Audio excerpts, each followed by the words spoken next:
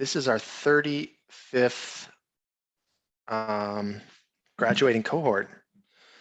So that means that these grads are joining 270 grads now from the program. And our grads are out there working at a lot of different companies, Ubisoft. JP Morgan is one recently, I think. And a lot of local ones too. Katingasoft recently picked up some folks. Cogniag, of course, Lucid, Accruent, IBM over in Baton Rouge. So that's amazing. You're joining those teams. I'm happy to see you graduate, and I'm looking forward to seeing your prototypes tonight, your thesis projects. I always love this the grad showcase for that reason, to see what you've come up with. So I want to thank our staff in the workforce program: Alex, Katie, Jessica, Josh, of course, Patrice, Peter, and Taylor, as well as our success team, Amika, Brianna, and Jesselyn, who many of you have worked with as well, the students. So congratulations again. Shout out to our high school program, and to our administrative team as well for taking care of business in the background. And I'm looking forward to seeing the projects and to see you all into jobs real soon. So congratulations again, and back to you, Josh. Thank you. Excellent. Thank you, John. So let me go ahead and reshare here. All right. So thank you, John. We learned a little bit about what Operation Spark is. Crazy to think that we're up to 35 cohorts now, going all the way back to, I believe, 5 or 6 years ago now. So before we get in and meet our graduates tonight, I want to talk a little bit about what the immersion program is, what the grads who are presenting tonight, as well as those who have gone through the program, have experienced. And I know that friends and family of anyone who's gone through this program knows just how daunting it could be. The immersion program at Operation Spark consists of 14 weeks, beginning with the junior and senior phase, each of which is 6 weeks. There's a 2 weeks in the middle of that where the grads will work on a project. Basically, in the junior phase, they work on 2-day sprints to learn new technologies and then put that all together into a mini MVP the final week, and then take an assessment to get into the senior phase. And then said at the break between the 2 sessions, they work on their greenfield projects, come back, present those, then get to their legacy, in which they extend our previously existing projects with new features, and then finish it up with the thesis project, which is built over the course of 4 weeks, 1 week of pre-production, 3 weeks of development, the culmination of everything they've learned in this program. And that is what they're going to show off tonight. Additionally, the program does extend a little bit prior to immersion. We have our pre-qualifying phase, prep, which is a 2-week period, followed by a 5-week boot camp. And there are assessments at the end of those to get into the next phase before reaching pre-course, which is the precursor to immersion. All told, start to finish, it generally takes about 6 months if you do it all in one go. And includes many a sleepless night, some stresses, everything. Anyone who's been a friend or a relative of someone who's gone through the program knows just how exhausting it can be. And I should know, I went through it myself. So congratulations to everyone who's gone through before, to our current grads tonight, who we will meet in just a moment. And as John said, to our awesome staff that works tirelessly to train everyone who comes through our doors or through our Zoom rooms these days. All right. Now, enough of me talking. Let's meet our graduates here tonight. We have 6, and they will introduce themselves, say why they chose Operation Spark, what they want to do in the future, a little bit of a get to know you. We proceed alphabetically by last name. So I will introduce the first, then they will just proceed from there until we get to the last one. So our first graduate tonight is Luke Johnson. Take it away. Hello, hi, I'm Luke. So I chose Operation Spark because I actually know a few graduates who've gone through the program over the course of the last few years, and they've all had a really awesome, awesome job prospects ever since then. I'm a former chef, now a software developer in New Orleans, and in the future, I would really like to work for a startup and work on some projects I can really pride myself on. Hi, I'm Alex. I'm based in New Orleans. I got into OpSpark because in college I studied math and I had to take some Java classes, which I enjoyed. After I graduated, I traveled a lot and worked in tourism, which came to a close in 2020. And I decided I wanted to get back into programming and found OpSpark. I really like working on the full stack, but I think I like working on the back end and with databases the most. So I'm hoping to move into a career where I can expand on that knowledge. Hi, I am Trayvon Mitchell. I'm from New Orleans. I am an alumnus of Alcorn State University. I decided to attend Operation Spark because one summer I was looking for an internship and a way to better my skills with software. So I heard about Operation Spark from my mom, and I saw they were teaching JavaScript, which I was told JavaScript was a good programming language to start off. And so here I am. And so for the future, I want to continue to be a full stack developer and learn new technologies. Hi, I'm Emma Paco. I chose to attend Operation Spark after experiencing some job insecurity during the pandemic and just wanting to further explore this field. I'm interested in both back-end and front-end development, and I hope to work on projects that help people every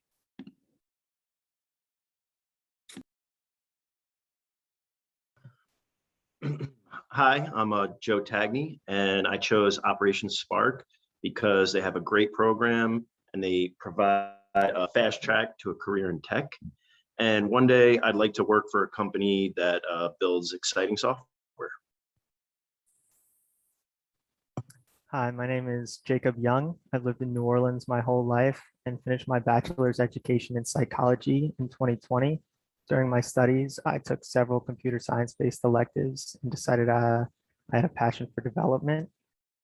So after graduating, based on the recommendation of several Operation Spark alumni, I decided to attend this program. And as far as my future in development, I plan to work on the front end for media-based companies.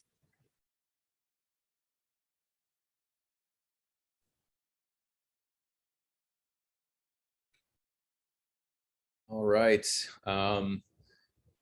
Great job. Those are our grads. Let's give them a round of applause in the chat. We are going to proceed directly now into our presentation and demo portion, the main event tonight. I will turn it over to them now. Again, we proceed just alphabetically by group name. So we have 2 groups tonight, the headliners and Jello. The first presentation today is going to be from the headliners. They're going to present their app Krewesic.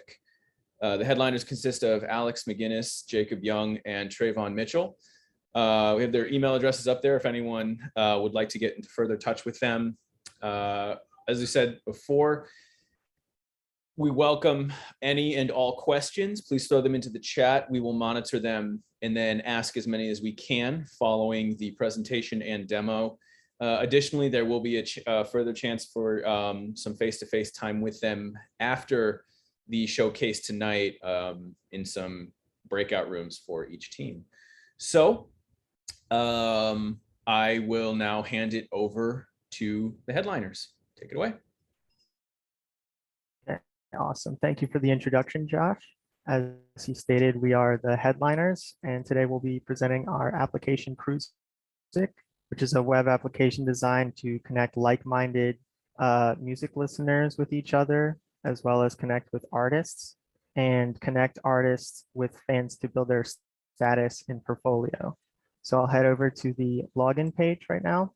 And here we have our logo and our mantra, find your crew and music to march to. So we'll log in using our Google ID. Right here, I'll select Jake Young. And here we have a two-tiered profile system based on whether you want to create a profile as an artist or a listener. And I'll take you through the listener profile creation right now. So it'll prompt you to enter in some basic information for your profile setup, and it'll grab your username from your Google ID. So I'll enter some basic information. I love music, favorite artist, Daft Punk. I'll say house music based on the genre selection, and I'm from New Orleans. Here we can add our profile picture from our local files.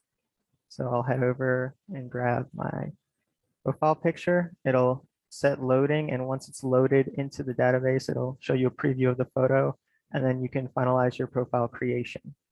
Then it will pull up our landing page for artists who are currently in the database, and these are the current artists we have. You can go to their profile and see all the information that they entered, choose to follow them and see their posts. I'll head over here to another profile. You can select posts to see them. We have a little scroll wheel if you want to sift through the posts, as well as if you hover over them, it'll give you a little animation to highlight the individual posts. And I'll give them a follow, as well as select another artist to follow. And then I'll navigate over to our profile creation, where you'll see the information that I input, as well as my Google ID username and all the information that I previously input. As a user, you can also post on your profile that other users can see. So I'll say howdy and welcome to Krewesic. And then here we have the post displayed in this area right here. Same thing. And then you can click on your crew to see the people who you decided to follow. And if they are a relevant enough artist, you can click on them and it will show you a random work of theirs for your listening pleasure. And it'll sift through randomly, as well as Bjork, and then we'll get a random record from them. And I will pass it to Alex to show off her features on the application. Thank you, Jake. I need to keep my webcam off because one of my features uses the webcam and conflicts with the Zoom webcam. So let me share my screen. All right, so my features deal with events and with connecting with other people on the network. So if you are an artist and you want to advertise an event to people who might want to attend, and you can go to create event and you can create an event for any specific date and time that you wish. And you can write a description. And you can decide if it's if it's virtual or at a venue, then you put the address in.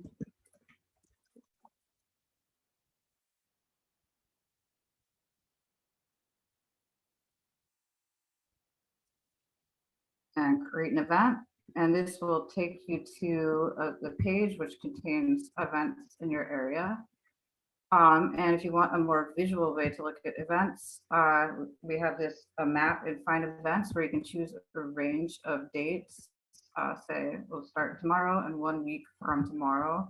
And for city, you type in any metro area in the United States, and you can find local shows. The blue music notes are shows from users in the database, and the pink ones are for bigger artists, so just coming from an API call. And so here, say I'm interested in seeing DJ Diesel, I can be interested in that and see who else is interested. And there's also a wall where I can visit. where I can post to other users. And I can visit the profile of other users. And my next feature is video chat in case you want to chat with other users digitally. And say I want to chat with Jake Young, then I just need to call him.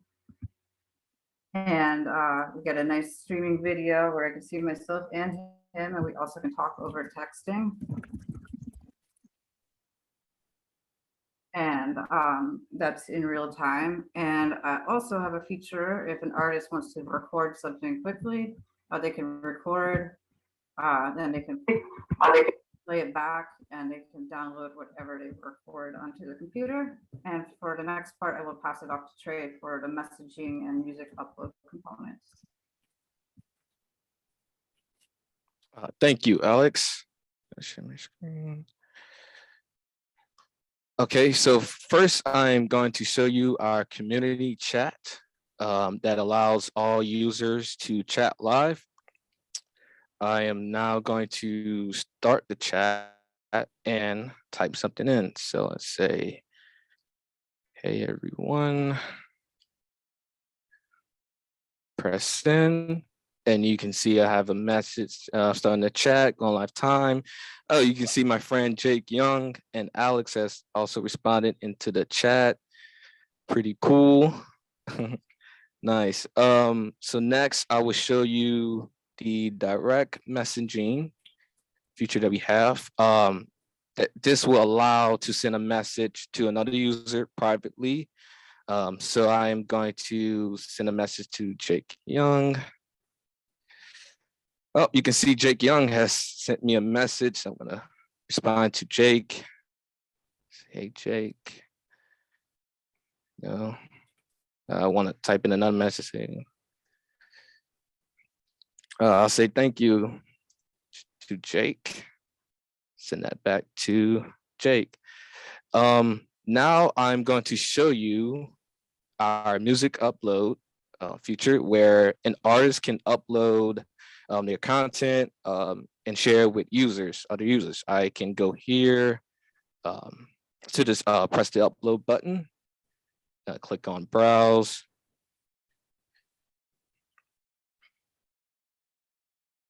And I will be selecting a file. So let's go here to our files. I'm going to select an audio for music. So I select this MP3 player, press open, and wait for it to finish uploading. So now it's finished uploading, so I can press done, come down here, and let's see, test this out, that we have our audio that we finished. Cool, so we have the music, the audio that we just finished uploading. Cool, so next I am going to show you our accessibility feature with our color scheme. This toggle here will change the original color scheme of our Krewesic site. I can just press on this toggle and you can see that the color scheme has now changed. And now if I wanted to change it back to its original colors, I can just press on that toggle as well. And so now I'm going to pass it back to Jake to show you our tech stack. Awesome. Thank you, Trey. So I'm pulling up our tech stack right now, and this is all the tech that went into creating our application Krewesic. So for our front end, we have Axios for front end requests, React for our front end library, and Material UI for our front end design. WebRTC and Peer.js were used for our live video chat features. For our database, we use PostgreSQL, and for our backend, we use SQLize. We use Webpack for compiling, AWS for deployment, Passport and Google for authentication. Cloudinary was used for all media uploading, including images, audio, and video. Node.js and Express for our middleware. Socket.io for live chat features. And our 3 APIs we incorporated were the SeatGeek API, Google Maps, and the AudioDB API. That is our web application Krewesic. Thank you.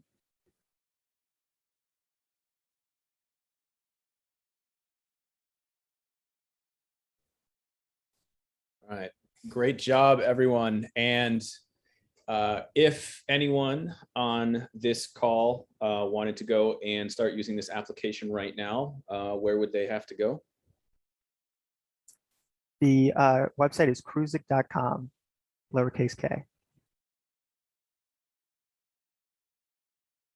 Probably throw that down in the chat. So if anyone wants to, they can start using it. Cool. Great job. We will open it up to questions now. Just put any questions you have into the chat and we will read them. And we'll have our grads answer.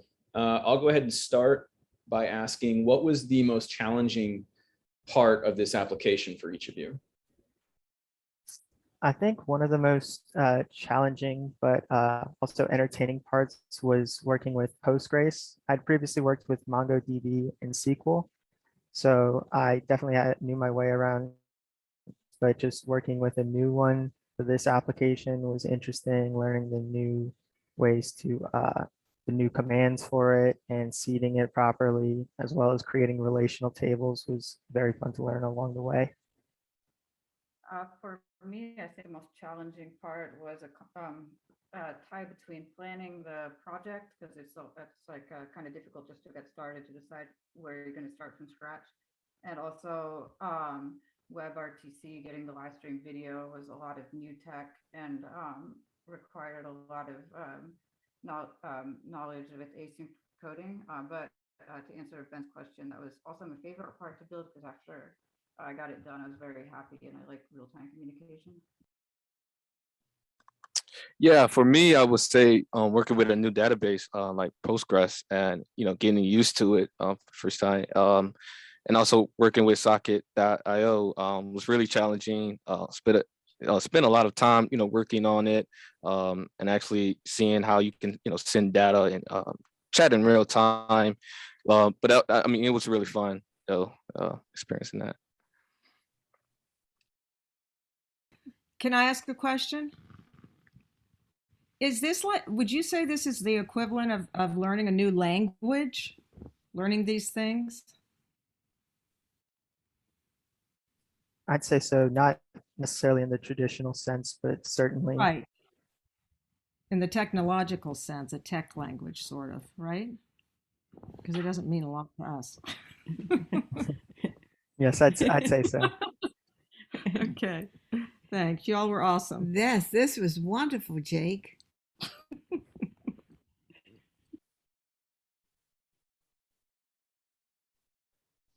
Right.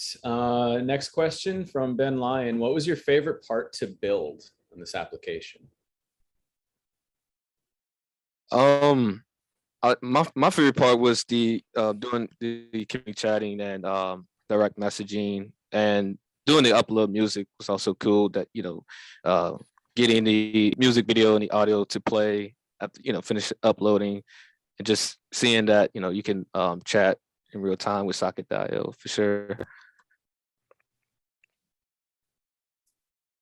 I'd say setting up the profile creation was very entertaining, and getting distinct information for whether you were signing up as an artist or a listener was a fun challenge, figuring that out.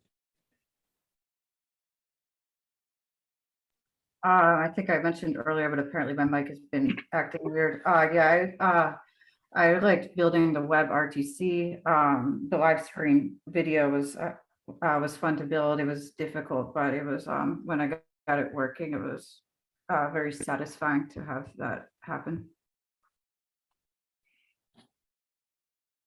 This is Luther Hill. I have a question, I guess.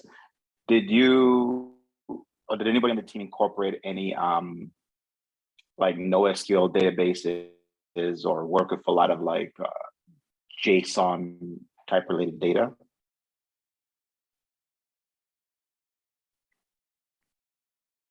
For this project, we didn't use any NoSQL database, but the API call that I had was bringing in JSON data for the music venues. Okay. Great. Another question from Greg. If given more time, what additional features would you add?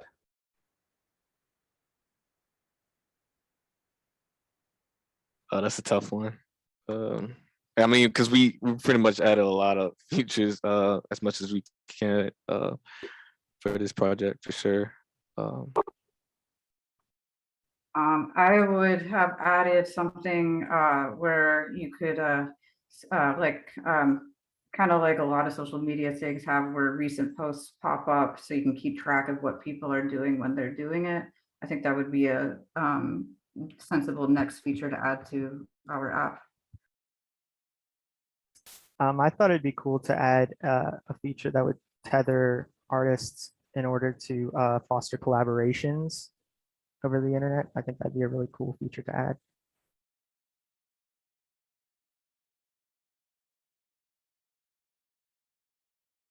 All right, Greg rephrased. What additional development would you do?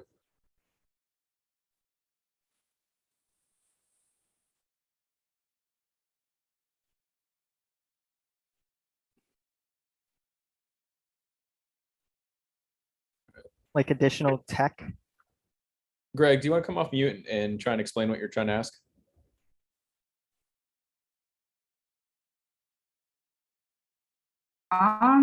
There was like Yeah, a sorry lot. about that. Yeah, no, I mean, I guess just in terms of refinement, are there any areas where you think like you would want to put more time in to maybe make it run a little bit more efficiently? Or, I know when I completed mine, in the time between turning it in and doing the presentation, there was a lot of work on the back end that I really wanted to do, clean it up, but just didn't have the time. So. I can understand that. Yeah, I think as far as to make it more efficient, we have our socket.io in a few parts of our project. So it's like a little bit less stable when deployed, and I had to find a workaround so when it disconnects, it doesn't totally drop when you're in the middle of chatting or like in a call or a direct message. So if I have more time, I would definitely try to figure out a little bit more why it is unstable. But it's like super stable when hosted, but not when deployed. So as far as efficiencies that I would improve, I think that would be top of the list. Yeah, I think there was a lot of additional work in terms of making the compiling more efficient that was done during the in-between times. That definitely helped, but I mean, there's always more to be done. I mean, I agree with Alex. Same thing with Socket.io. I mean, we still want to, be able to, have it more organized with, Socket.io. But yeah, same thing for me, for sure.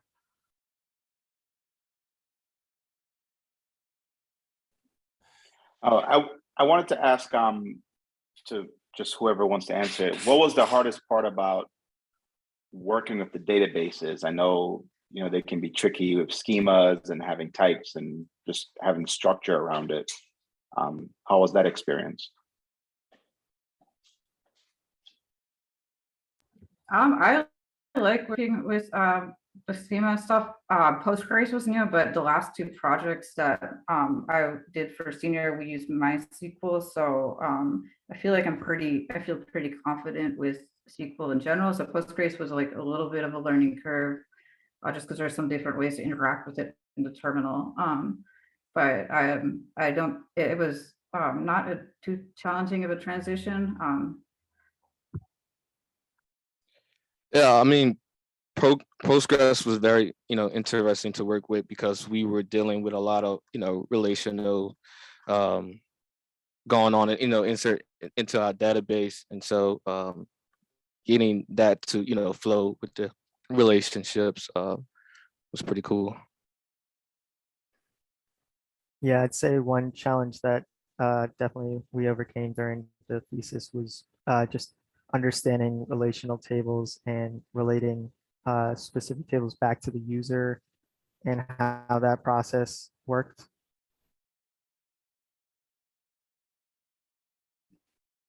Okay, thank you.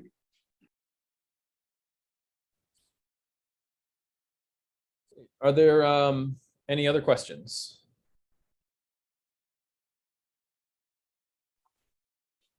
Actually, yes, one more from me. Um, did anybody get a chance to work with AWS Lambda functions or any maybe other event-driven or serverless type stuff in AWS? No, I have it deployed on AWS with EC2 and it's behind an Nginx proxy. But the serverless stuff looks really interesting. I was reading up on that the other day. I definitely would like to try to learn about it.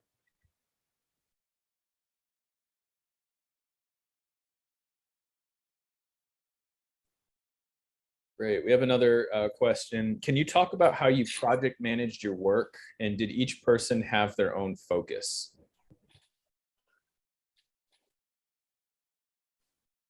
As far as specific features, when we had the groundwork for the application set up, we do stand-ups and kind of discuss what our features were and how we were going to go about tackling them. So everyone had a logical roadmap for what they were going to do, but it was all relatively independent, while at the same time being able to ask each other questions in case we hit a roadblock.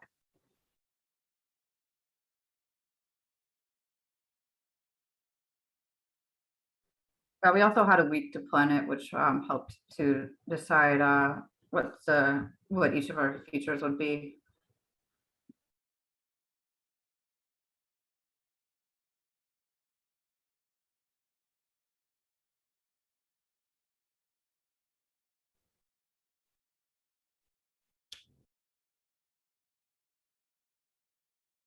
Excellent. Any other questions at this point?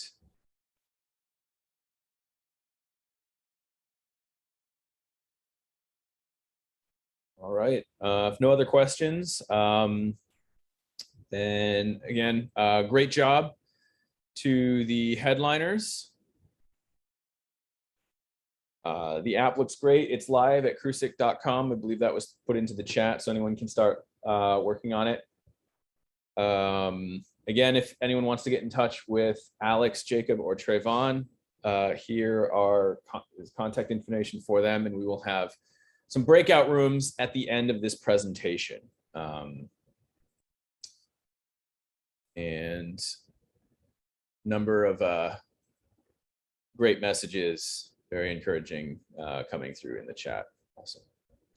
All right, thank you to the headliners. Our next group to present tonight is Jello. Jello consists of Emma Paco, Joe Tagney, and Luke Johnson. Just like with the last group, we have contact information up here for them. If anyone would like to get in touch with them further, same deal as with the headliners. There will be a Q&A portion following their presentation and demo, and further chance to discuss things with them after the showcase. All right, and Jello is going to show off their app, Limber. So I won't delay any further. I will turn it over to you three.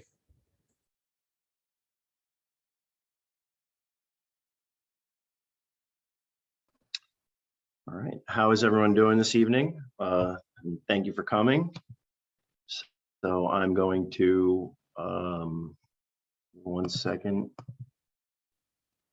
I'm going to get this started.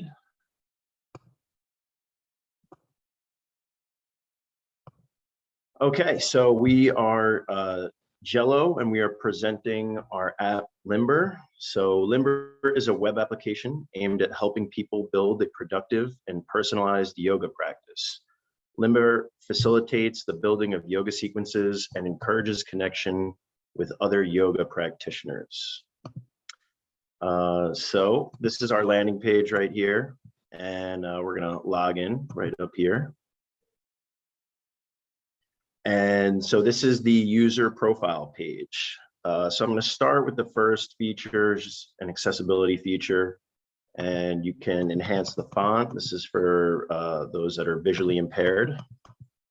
And then I'm going to go into the dashboard, and the dashboard contains the progress that the user has. So we could see that my skill level is a beginner, and it has the poses that I've mastered and the poses that I'm still working on. So it's kind of fun way for us to check our progress. So over here in this card, we can go into what you're working on.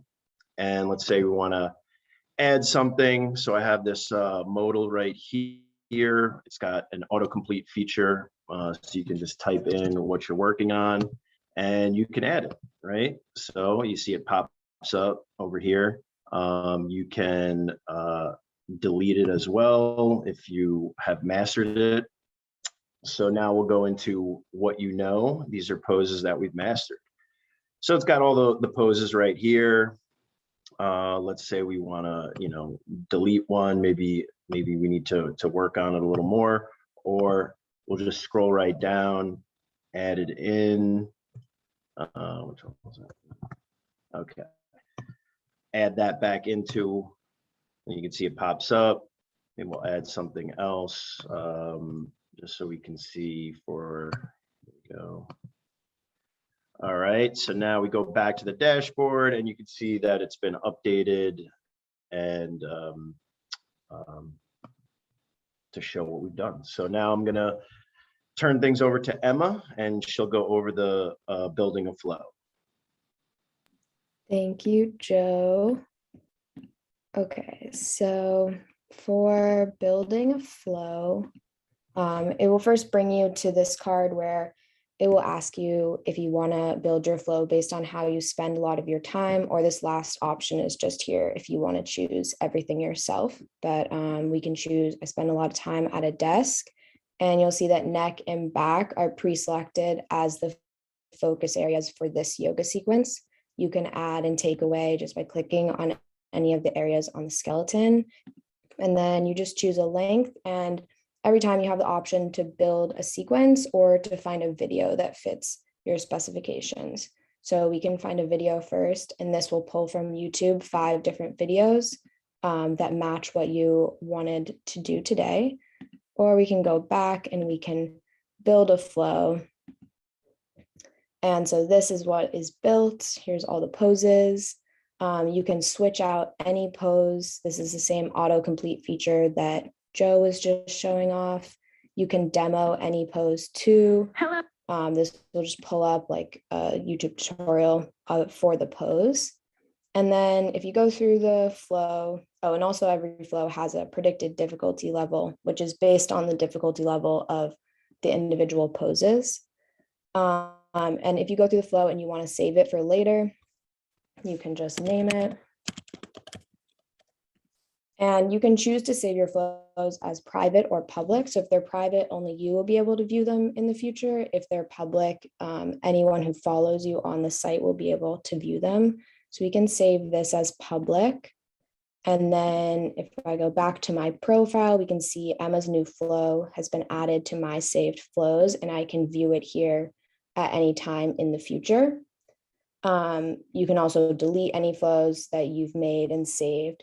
You can favorite them. That will be added to your favorites tab. And then this shared flows tab is for people that you follow. So I followed Joe on the site and he had this flow, morning flow. So that was added to my shared flows and I can view it at any time. And then I'm going to pass it over to Luke.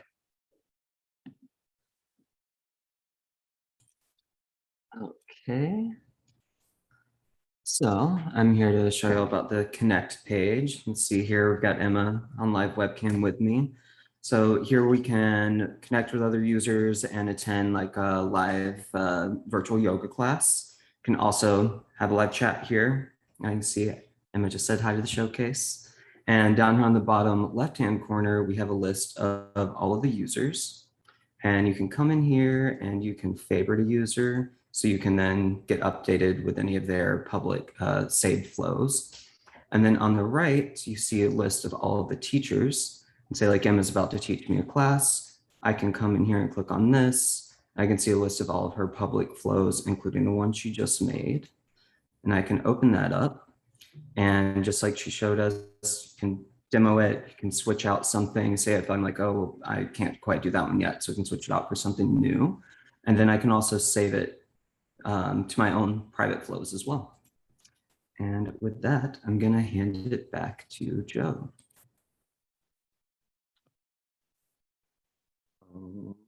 Okay, so I'm going to go over the responsive element. So if you haven't already been using Limber on your mobile device, this is like a preview of how it looks on an iPhone 10. So you can see that it looks as good as if not better as the desktop app, and all of the features work and look great. You can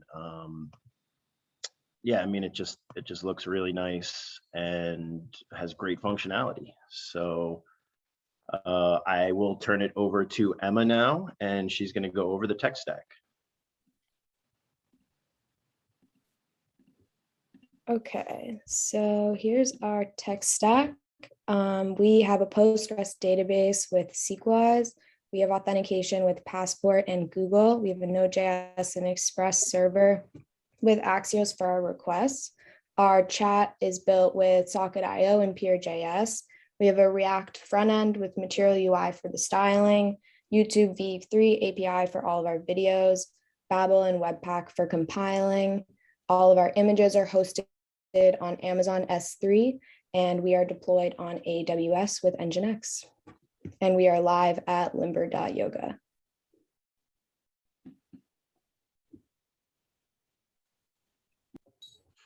All right, excellent. App looks great.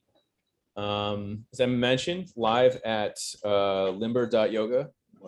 Could you throw that into the chat in case anyone wants to get a firsthand look at the app? Forgive the keys in the background. I think my son is jingling them in the other room. All right, let's open it up to questions. First one from Sam. What does your API give as far as data to work with? YouTube, I mean, basically gives you anything that you would see on the YouTube site itself. So like the title, the video, everything about the video. So we just picked what we needed, which was really just the video itself, and made sure that it matched the specifications that the user had chosen.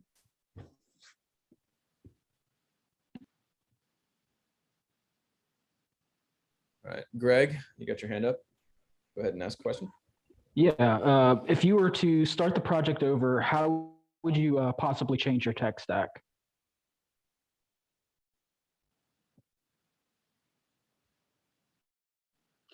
I'm not sure we would actually. We did a lot of planning for this project before we started writing anything. Like, we planned very well, and everything that we chose kind of served its purpose and helped us get to our end goal. Agreed.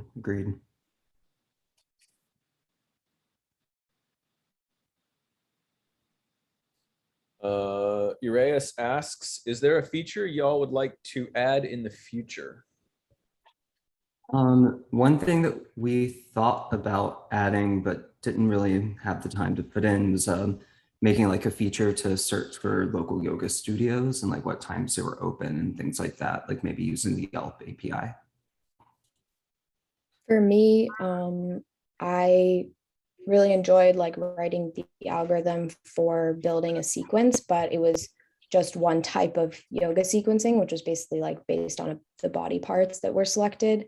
And another way of sequencing is like building up to a peak pose. So I thought that would be really interesting to like add another way of sequencing for the site.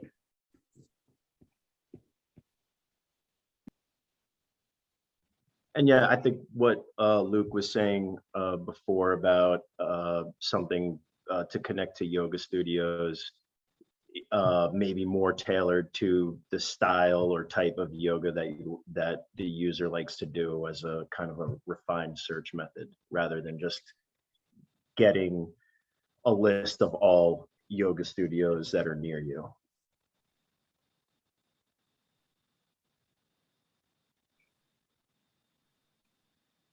Great. I'll ask my usual question. What was the most challenging part of this application for each of you?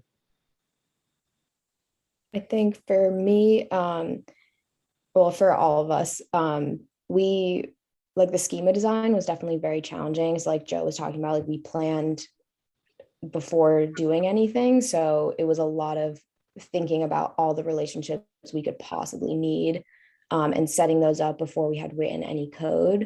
But it worked out really well for us. We planned super well, and we added a few tables later on when we were adding features, but we never had to go back and reorganize what we had put in place in the beginning. For sure. For me, like a big challenge was getting Socket.io and Pure.js up and running, especially on the same port. That was really fun. And then also we started using Material UI, but I had already done a lot of styling. So I kind of had to go back and like just reconfigure all of that, which didn't take a terribly long time. And it was a really fun like learning process. It was definitely a challenge there for a second. And I would say the writing the queries to the database for the what you know and what you're working on features, that was definitely a challenge. And then the getting the responsive design for all the different phone types to match how we had it set up on the desktop, that was also a challenge, and was fun to work on.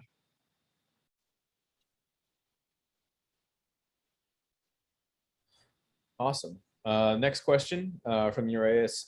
How are you managing the app's scalability? Is there a limit to how many users can learn a yoga sequence at one time? I would say that we haven't done a ton of work for scalability yet, but I don't believe there should be an issue with multiple people accessing the same flow at any time. The flows are all saved individually to a specific person when they choose to save them, so it shouldn't interfere at any time.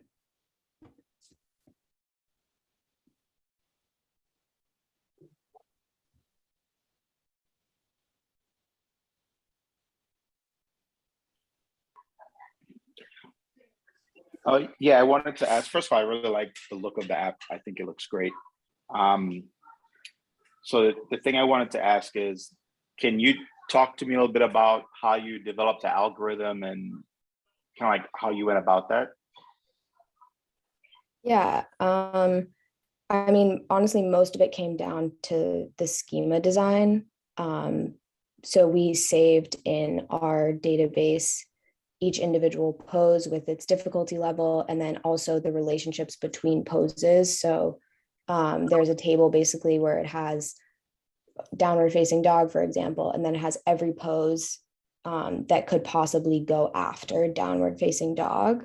So that's the way that the algorithm works, is it kind of goes through that table and it goes through one pose at a time to find an acceptable pose to go next in the sequence. And then it's just kind of like a certain percentage of the poses match the body parts that the user has chosen. And that's the way that we like focus on those areas.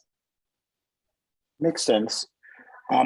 Who developed the schema? Because that, like, I don't like developing schemas. It takes a lot of work, a lot of thought, and it's constantly changing. So I salute anybody who actually did that thoroughly. Who worked on that?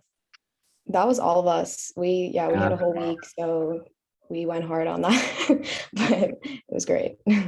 Yeah, we Cool. tried hard on like developing all of that stuff together, like just the framework and get everything like built out before we like started working on our own separate components.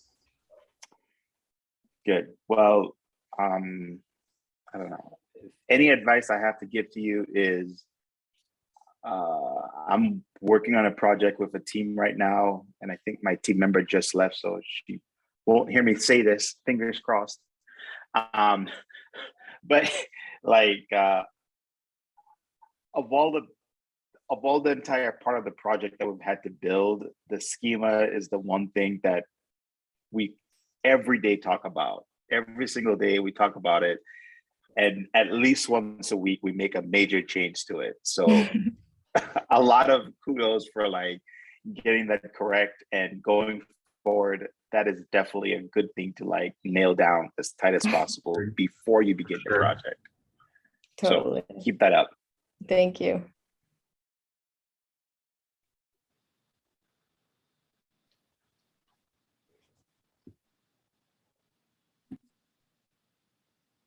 All right. Any other questions?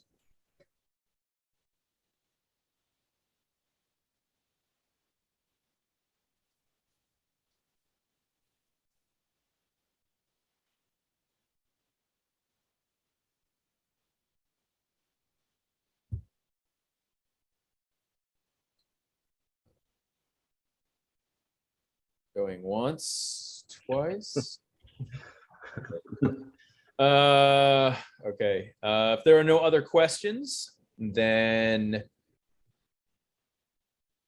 we can. Oh, wrong. Let me hit that button. Say great job to Jello. The app looks great. Once again, Emma, Joe, and Luke, their contact information is up here if anyone would like to get in touch with them further. Give a round of applause or emojis, positive vibes, anything for both groups and their applications, Limber and Krewesic. The domains are up there on the screen for anyone who would like to start using them. Want to thank everyone who made this event possible. To our great staff for, excuse me, our great staff for the hard work that they put in, training all of our graduates from the time they enter in prep all the way until the very end. Friends and family of our grads and students who have to deal with the long hours and sometimes stresses that this program can bring. And most of all, also to our employer partners out there that have hired and continue to hire our grads. Mostly, a big shout out to the new grads. Great job, great work. Can't wait to see what you guys do in the professional world. So thank you everyone for attending. Everyone be safe and have a great night. And anyone who would like to stay behind and get some further time with the grads, we will be opening up breakout rooms and you can join whichever room you see fit. All right. Thanks everyone and have a great night.